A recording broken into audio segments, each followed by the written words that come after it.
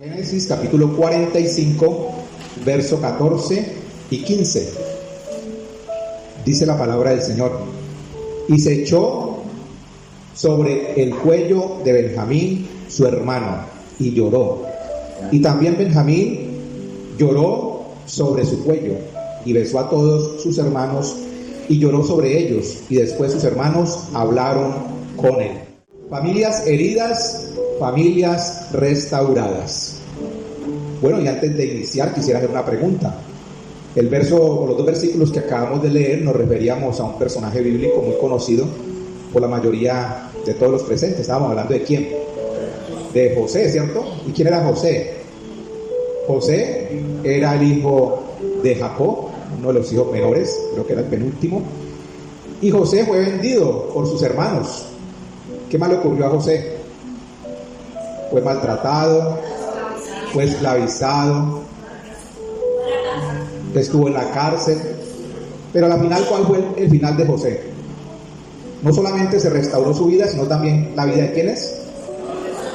De todos sus hermanos, de su padre, de todo su hogar. Y de hoy vamos a hablar precisamente de este caso tan especial, porque hay dolores que no vienen de afuera, sino que hay heridas y dolores que se causan dentro del hogar. Hay heridas que no son causadas por una persona desconocida, sino por la persona que tal vez es más cercana a nosotros, nuestra propia familia. Así que hay heridas que nacen dentro de casa. ¿Amén? ¿Es cierto o no es cierto? Y nosotros hemos sido causantes también de esas heridas. El hecho de que estemos aquí no quiere decir que no hayamos cometido fallas, pecados, faltas. Pero hoy es un día de reconciliación en esta casa y en cada casa que ha llegado a este lugar. José, el hijo de Jacob, el soñador.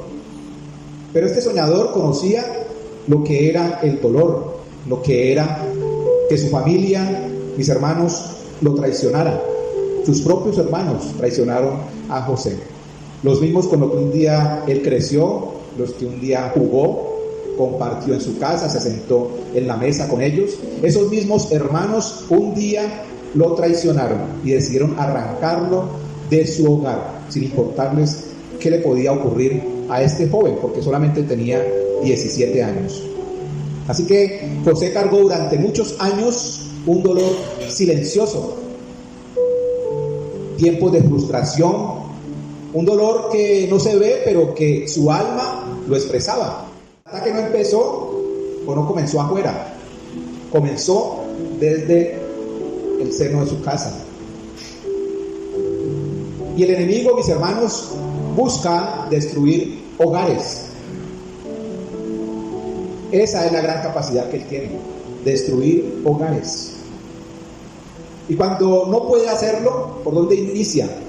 Tal vez por la persona, por integrante de una familia, y lo utiliza para que haya esa discordia, porque no quiere que haya paz ni en su casa ni en la sociedad.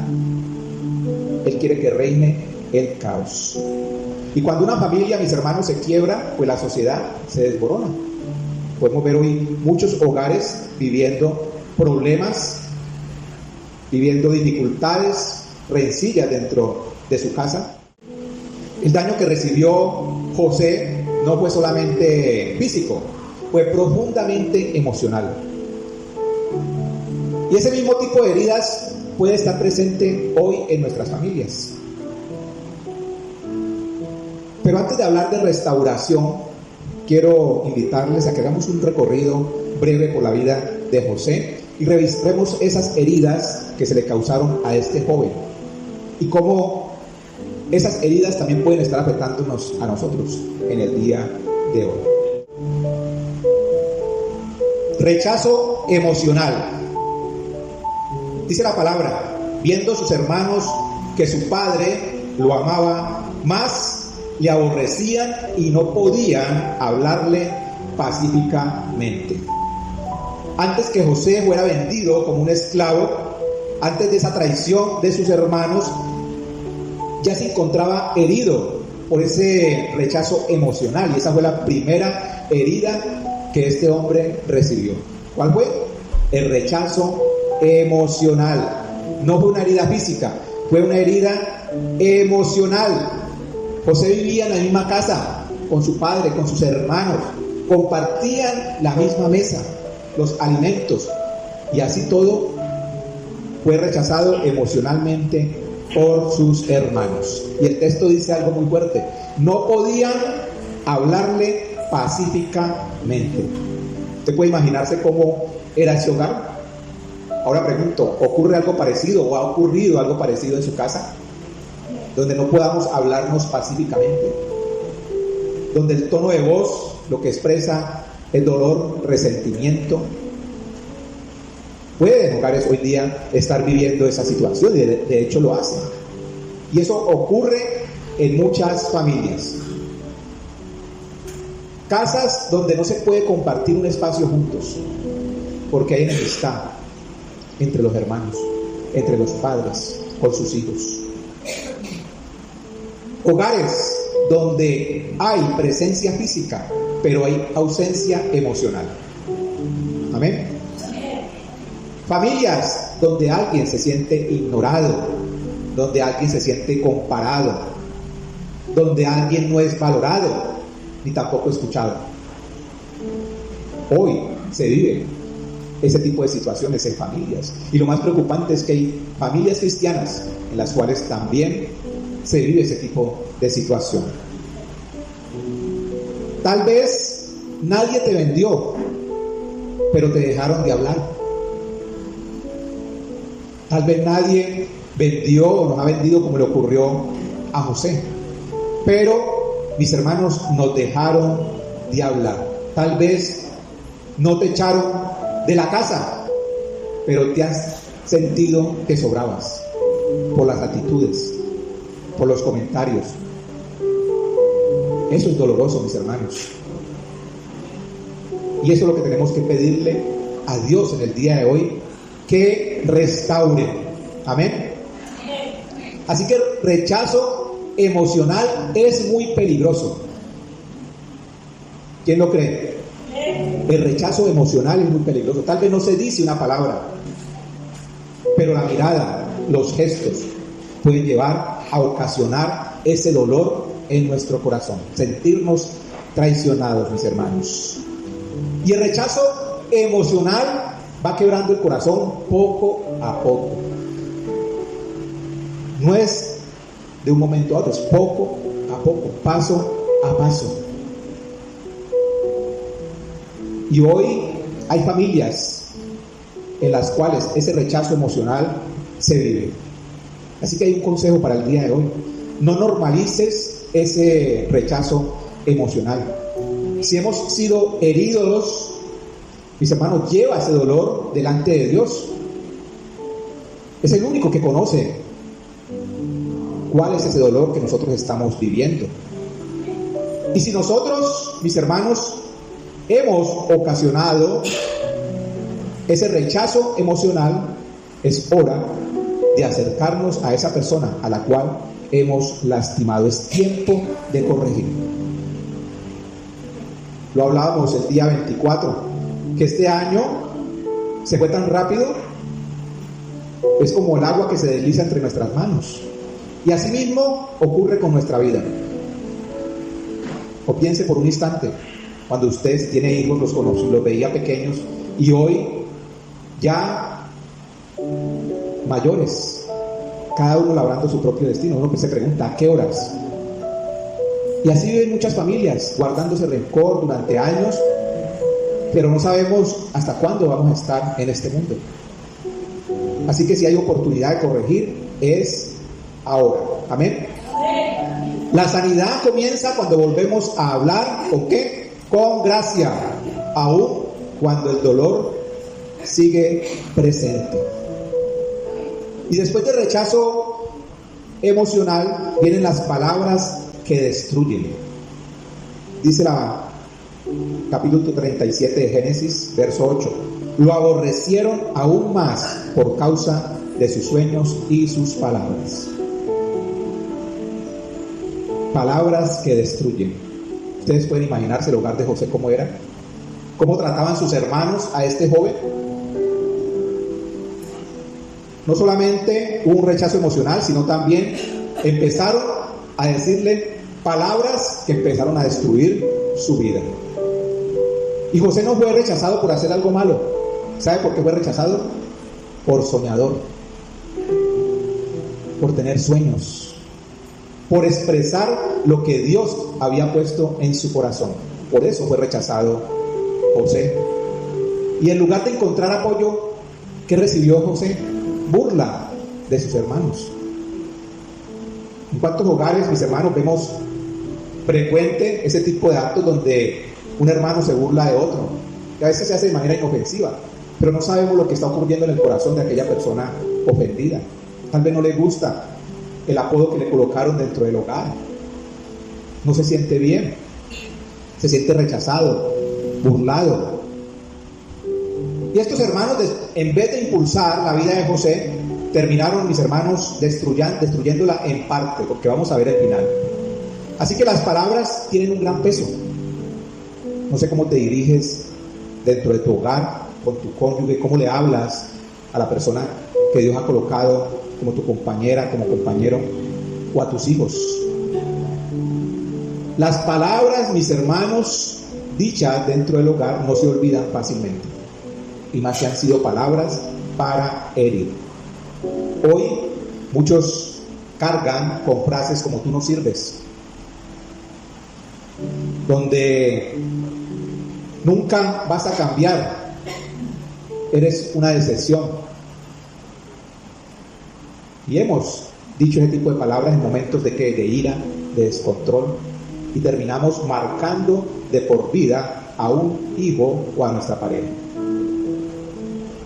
Mis hermanos, el lenguaje no verbal, el ignorar a la persona que amamos, duele más que una palabra. Y así como los hermanos de José apagaron los sueños de este joven, también podemos apagar nosotros los sueños de otras personas por no controlar nuestra boca. No permitas que esas palabras de maltrato definan tu futuro. Dios, mis hermanos, tiene la última palabra en nuestra vida. Amén. Él es el único. Y si nosotros somos los que hemos elegido mal, los que hemos utilizado nuestras palabras para herir, pues es tiempo y el lugar oportuno para pedir perdón las veces que hemos ofendido. Mis hermanos, las veces que hemos dañado, porque las palabras pueden herir profundamente, pero también pueden iniciar la restauración cuando esas palabras se dicen con amor. Amén. Y además del rechazo emocional y del maltrato verbal, también recibió traición y abandono José. Dice la palabra en Génesis 37, versos 23 y 24. Le quitaron su túnica y le echaron en una cisterna. Esta túnica tenía un significado profundo para José y también para su padre, para Jacob, y fue despojado de la túnica antes de ser lanzado al pozo. No le quitaron solamente una prenda, le quitaron su identidad. Era el hijo amado, era el hijo consentido de la familia. Y la traición duele mucho más cuando trata a aquellas personas a las cuales amamos, aquellas personas que deben de protegernos nos han traicionado. Que lo traicione a alguien de afuera, al fin y al cabo no es de la familia, y aunque causa dolor, como la traición de un amigo, el dolor que causa la traición de un familiar es mucho mayor, la traición y el abandono. Mis hermanos, José cayó en la mano de sus enemigos gracias a las manos de sus hermanos. Y hoy usted se preguntará, tal vez no estamos o hemos sido lanzados a un pozo, pero padres que abandonan, que dejan su hogar, cuando la madre hiere con indiferencia, cuando el hermano traiciona la confianza, Cuando la familia, que debía de ser el refugio, se convierte, mis hermanos, en el lugar donde se expresa el mayor dolor. Esto vivió José. Tal vez nadie nos ha lanzado al pozo físico, pero al abandonarnos nos hemos encontrado en el momento más vulnerable de nuestra vida. Tal vez nadie te ha vendido como esclavo, pero el darte la espalda cuando más necesitabas apoyo duele muchísimo. Amén. Así que, mis hermanos,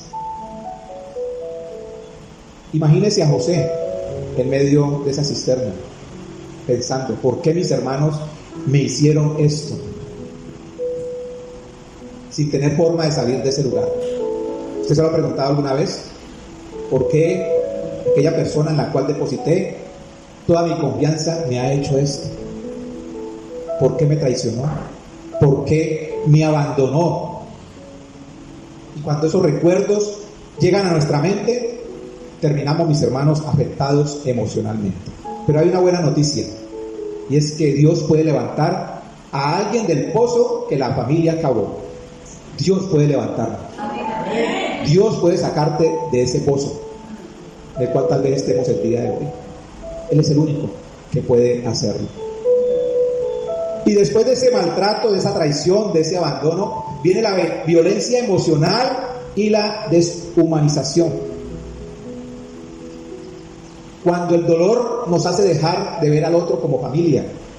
Dice la palabra: vendieron a José por 20 piezas de plata. Y hay un momento en la vida de José donde el dolor cruza el límite. Y me impactó mucho este verso, porque no solamente lo abandonan, no solamente lo rechazan, sino que lo convierten en una cosa, en un objeto que se puede vender. La deshumanización. Ellos lo hicieron para dejar de ver a José como un hermano y empezaron a verlo como un objeto. Pastor, pero es que esa palabra es fuerte y eso ocurrió hace mucho tiempo.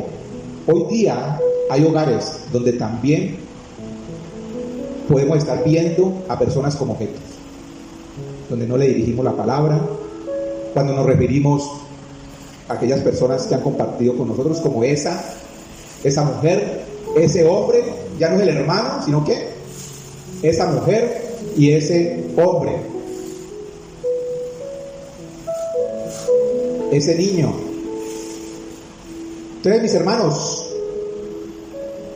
el resentimiento apagó la compasión y el odio silenció la conciencia. Esto ocurre también hoy día, donde vemos a personas como objetos, como si no nos importaran.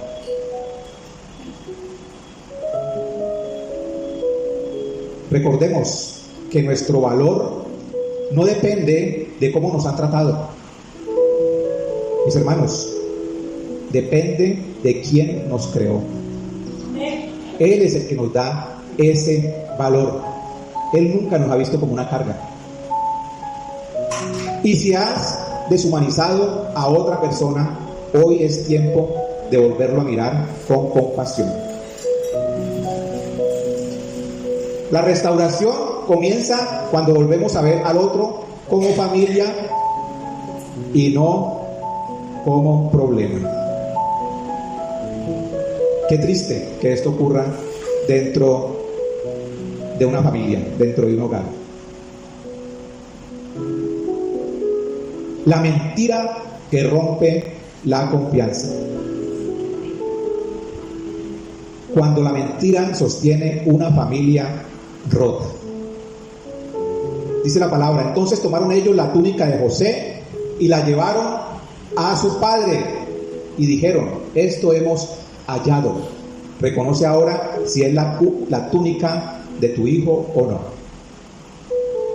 Después de herir a José, la familia decidió mentir para sostener la apariencia. ¿Cuántas familias hoy día viven de una mentira? Sus relaciones son como un pegamento, pero con mentira, con falsedad. ¿Saben cuánto tiempo tuvieron engañado a Jacob, los hermanos de José? Se dice que aproximadamente 22 años, engañando a su padre, mintiéndolo. Y esto sigue pasando hoy día. Familias que aparentan estar bien. En las redes sociales se ven maravillosos, riendo, posando, mostrando su mejor perfil. Pero ¿cómo está el interior de esa casa? Destruido. Relaciones pegadas con mentira.